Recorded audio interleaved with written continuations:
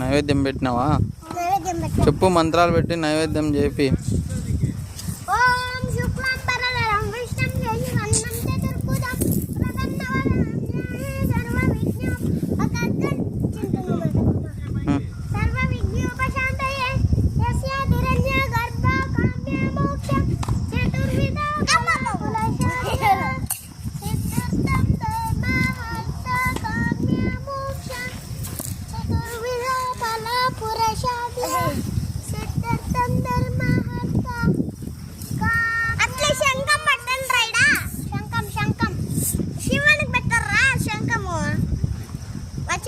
శంఖము